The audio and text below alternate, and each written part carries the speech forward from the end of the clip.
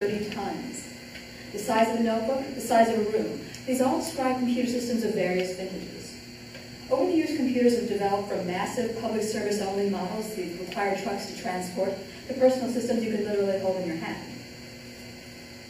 The earliest systems were neither personal nor portable. ENIAC, which went active in 1947, was built by engineers John Mauchly and J. Prestor Eckert. It was designed for and used by the U.S. Army to calculate artillery firing tables for the ballistics research program. It weighed 30 tons and filled an entire room. For the privilege of speed and accuracy, the U.S. Army paid $500,000.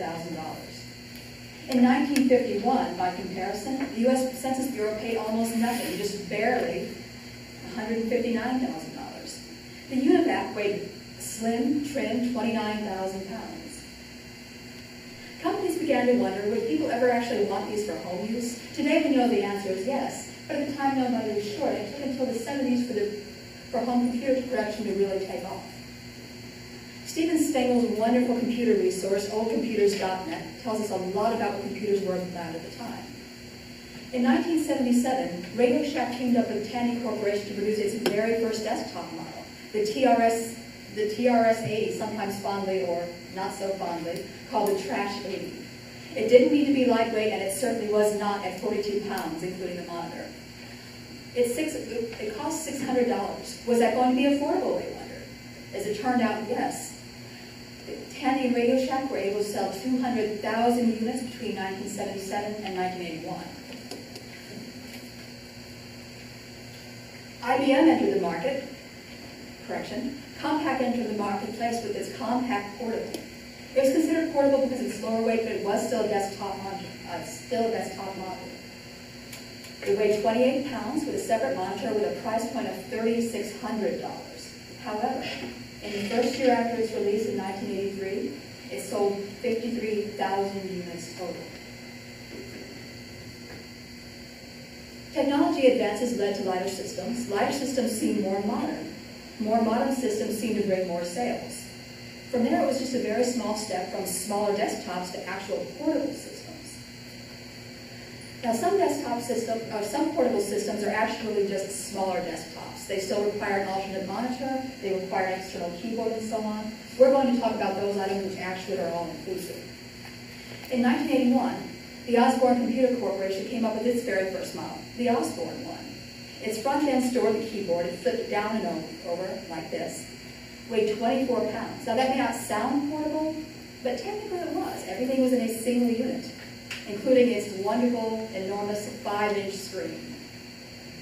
Cost $1,800, which actually became, and still is in many markets, an industry standard.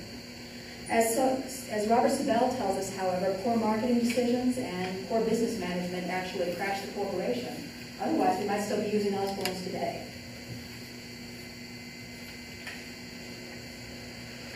IBM entered the market with its PC convertible in 1986.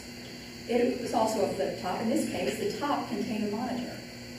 It could be removed, allowing an external monitor to be hooked up, much like today's laptops can. At 12 pounds, it was much lighter than the Osborne, a much larger screen at 10 inches wide. Cost, again, $2,000. But it sold very poorly overall. This obviously did not discourage IBM at all. They had seen the importance of portable systems and more affordable systems.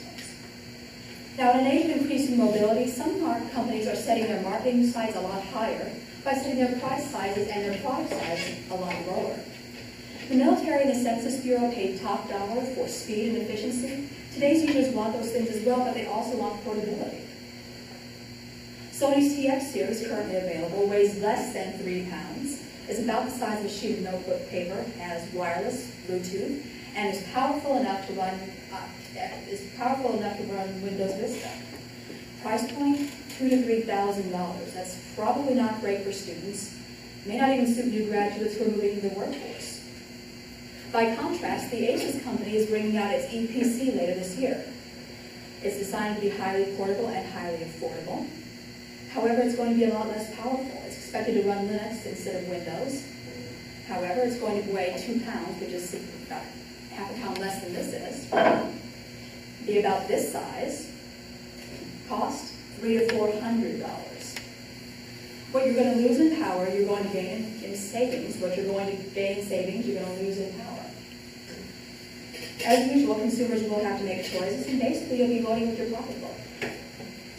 In the 60 years since ENIAC, computers have gone from room-sized, multi-ton public service monsters to systems you can toss in your backpack. Consumers are requiring different things, and companies are responding. The result is smaller, more portable systems overall.